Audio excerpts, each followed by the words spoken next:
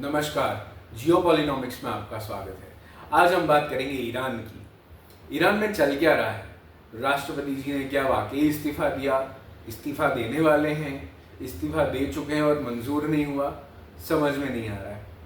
पर वहाँ जाएं उसके पहले आपसे एक अपील है, यदि आपको हमारा कंटेंट पसंद आ रहा है, अगर आप हमारे कंटेंट को पसंद करते हैं तो कृपया हमारी चैनल को सब्सक्राइब कीजिए, वीडियो को लाइक कीजिए। यदि आपके कोई प्रश्न है तो हमें कमेंट्स में पूछिए, हम अवश्य ही उसका जवाब देंगे। आते हैं ईरान पे। ईरान में आखिर चल क्या रहा है?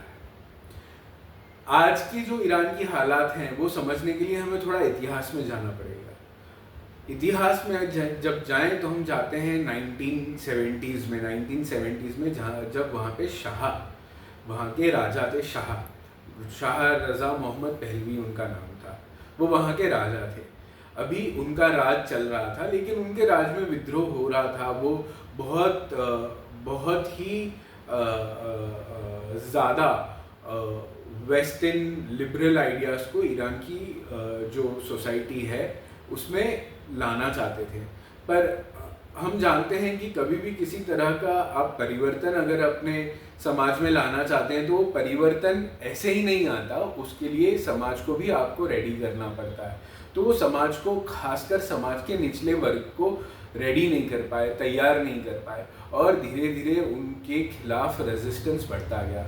होता यह है कि धीरे धीरे जैसे ईरान तेल की वृद्धि करता जाता है, तेल का प्रोडक्शन करता जाता है, उनका जो वर्चस्व है वो बढ़ता जाता है, तो जो ईरान की महत्वपूर्ण कंपनियां थी उन पे अमेरिकन पार्टनरशिप होने लगती है। यानी जो पैसा ईरानी जेब में जाना चाहिए वो शायद ईरानी जेब में ना जाके अमेरिकी जेब में जाता था, या जो ईरान का 100% होना चाहिए वो आधा अमेरिका जाता था, आधा ईरान जाता था, या आधा विदेश जाता था। अमेरिका का भी नाम इसमें नहीं लेंगे क्योंकि कई विदेशी उनके कनेक्ट्स थे।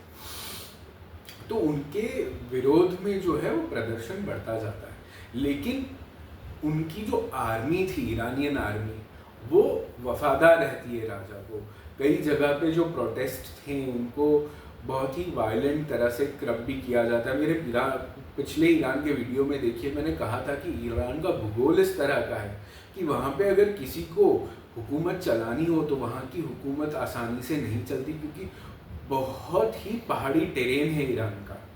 और वैसे पहाड़ी टेरेन में जहाँ पे पहाड़ों के बीच में शहर होते हैं, पहाड़ों के बीच में गांव होते हैं, वैसी जगह पे अगर आपको राज करना हो तो एक आयरन फिस्ट के साथ राज करना पड़ता है। ये ईरान का इतिहास रहा है, आज की बात नहीं कर रहा हूँ मैं।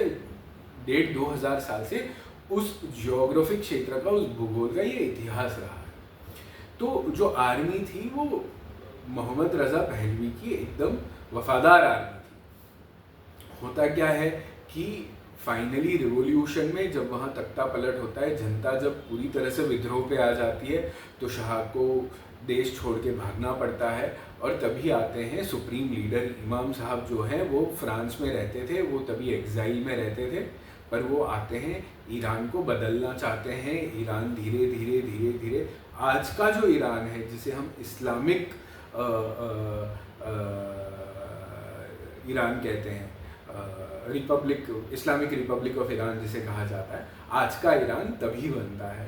पर जो आर्मी थी, जो आर्मी का स्ट्रक्चर था, जो वो व्यवस्था थी, संगठन था, वो एक राजा के प्रति ज़्यादा वफादार था।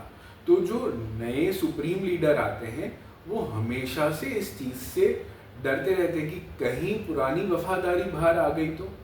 इसीलिए उन्होंने एक नया संगठन खड़ा किया। आर्मी थी, आर्मी रखी, आज भी ईरान की आर्मी है, बरकरार है, लेकिन ईरान की आर्मी जो है वो ईरान की बॉर्डर्स की सुरक्षा करती है।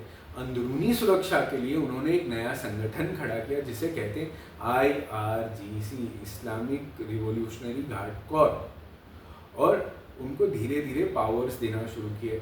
जब उनका इंतकाल हो गया, नए सुप्रीम लीडर आए, अली खोमेनी, जिनको अमेरिका ने अभी अभी अटैक में मार दिया। अभी उनके जो सुपुत्र हैं वो ईरान की सुप्रीम लीडर की गद्दी पे बैठे। तो अली खोमेनी ने क्या किया, उन्होंने इस संगठन को धीरे धीरे धीरे पावर ज़्यादा देना शुरू किया। आज की तारीख में कई पत्रकार ये मानते हैं, कई ईरान के जो एक्सपर्ट्स हैं ये मानते हैं कि IRGC को ईरान में सबसे ज़्यादा पावर है। मैंने पिछले वीडियो में भी आपसे कहा था कि ईरान में जो इलेक्टेड पार्लियामेंट है वो सर्वोपरि नहीं है। इलेक्टेड पार्लियामेंट के ऊपर जो है वो सुप्रीम लीडर है और सुप्रीम लीडर वहाँ पे सर्वोपरि है। सुप्रीम लीडर जो है जिसको चाहते हैं वही बंदा इलेक्शन में नॉमिनेशन कर सकता है। अभी सुप्रीम लीडर को सलाह देने वाले कौन है, तो एक अलग से उन्होंने काउंसिल बना के रखा है कि ये काउंसिल इलेक्शन की बाबतों पे सुप्रीम लीडर को सलाह देगा। ये काउंसिल सुप्रीम लीडर पे भारी ना हो जाए तो उसके लिए उनको बैलेंस करने के लिए उन्होंने दूसरा काउंसिल भी बनाया है कि अन्य राजनीतिक विषयों पर एक काउंसिल उनको सलाह देगा, कुछ राजनीतिक विषयों पे दूसरा काउंसिल उनको सलाह देगा। तो उन्होंने इस तरह के स्ट्रक्चर्स बनाए थे। उसमें जो अंदरूनी सुरक्षा का स्ट्रक्चर था, जो आप जिसको होम इंटेलिजेंस कह सकते हैं या पुलिस जैसे अपनी CR central reserve police force है वैसे कह सकते हैं, तो वो IRGC को था। अभी जब युद्ध की परिस्थिति आई और आज की जो ईरान की सरकार है वो काफ़ी कमज़ोर है। ईरान 2 साल से लगभग बहुत बुरी तरह से इन्फ्लेशन में गिरा हुआ है। कई तरह के प्रोटेस्ट हुए हैं पिछले 2-4 साल में। वहाँ पे अर्थव्यवस्था पूरी तरह से चरमराई है। एक ही उनके पास ग्राहक है जो उनसे तेल खरीद रहा है, वो है चाइना। बाकी पे मतलब पूरे विश्व में सैंक्शंस लगाया, अमेरिका चाइना पे पूरी तरह से सैंक्शंस लगा नहीं पाया है। तो उनके पास जो है पैसा बहुत कम है, इन्फ्लेशन बहुत हाई है। समाज का गरीब वर्ग जो है वो सरकार के पक्ष में है लेकिन सुप्रीम लीडर के पक्ष में नहीं है, राष्ट्रपति के पक्ष में है लेकिन IRGC के पक्ष में नहीं। अंदरूनी विरोध बहुत ज़्यादा है।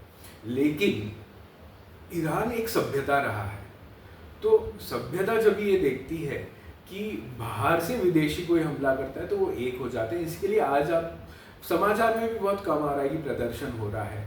कहीं ना कहीं ये नज़र भी आता कि अगर जनता में विद्रोह है, जनता अगर नाराज़ है तो वो फिलहाल अपने तक ही रख रही है। पहले ये जो हमले हो रहे हैं इजराइल की ओर से, US की ओर से, कहीं से उनको पहले निपटाना चाहती है। उसके बाद उनको यदि विरोध प्रदर्शन करना होगा, तख्ता पलट करना होगा तो शायद करेंगे। तो इसमें ये राष्ट्रपति जी कहाँ आ जाते हैं? होता यह है साहब कि जो राष्ट्रपति जी होते हैं, आप कहीं पे भी देख लीजिए कि हेड ऑफ द स्टेट जो होते हैं, जिनके पास पॉलिटिकल पावर होती है, जो चुनाव जीत के आते हैं, वो डी फैक्टो लीडर होने चाहिए, उनके हाथ में पावर होनी चाहिए। पर अभी युद्ध की स्थिति में हुआ क्या, उनसे ज़्यादा पावर IRGC को दे दी गई है। समाचार ये आ रहा है कि कई विशेष ऐसे मामले हैं सरकार के जिसमें सरकार से कोई वार्तालाप नहीं किया गया, कोई सलाह नहीं ली गई और एक ही तरह से IRGC का सुन के सुप्रीम लीडर ने शायद फैसले ले लिए। ये सब समाचार में आ रहा है। पर अगर ये समाचार में आ रहा है तो कहीं ना कहीं ये सच तो होगा, पूरी तरह से झूठ तो नहीं हो सकता। ऑफिशियली ईरान का एक स्टेटमेंट आया है कि भाई ये खबर झूठी है। पर अगर ये खबर झूठी भी है और यदि ये खबर फैली भी है तो कहीं ना कहीं राष्ट्रपति जी ईरान के नाराज चल रहे हैं। इसमें हम कहाँ से बीच में आते हैं? हम यहाँ से बीच में आते हैं, यहाँ पे जियो पॉलिटिक्स का एक सबसे बड़ा, ग्लोबल पॉलिटिक्स का एक सबसे बड़ा चैप्टर जो है वो मैं याद करता हूँ, जिसे कहते हैं लेजिटिमेसी। मैंने 2 मिनट पहले भी वीडियो में कहा था कि जो इलेक्टेड रिप्रेजेंटेटिव होता है, पावर उसके पास होनी चाहिए। हमारे यहाँ आपने देखा कि ऑपरेशन सिंदूर में पावर जो थी छूट प्रधानमंत्री जी ने दी थी और सेना ने अपनी कार्रवाई की, लेकिन जो एक पॉलिटिकल लीडरशिप थी वो प्रधानमंत्री जी के पास थी, इलेक्टेड रिप्रेजेंटेटिव्स के पास थी। उसको लेजिटिमेसी कहते हैं। तो अगर दुनिया को ये समझ में आने लगे कि जो लेजिटिमेट इलेक्टेड गवर्नमेंट है वो फैसले नहीं ले रही है और कोई शैडो गवर्नमेंट फैसला ले रही है या गवर्नमेंट के कुछ ऐसे लोग फैसला ले रहे हैं जो शायद इलेक्टेड नहीं है, तो किसी भी समाज में फूट डलवाना बहुत आसान है। और अगर ये सच है तो कहीं ना कहीं जो IRGC है वो शायद अपनी कब्र खुद खोद रही है। इसी के साथ आज का वीडियो समाप्त करते हैं। जय हिंद, जय भारत।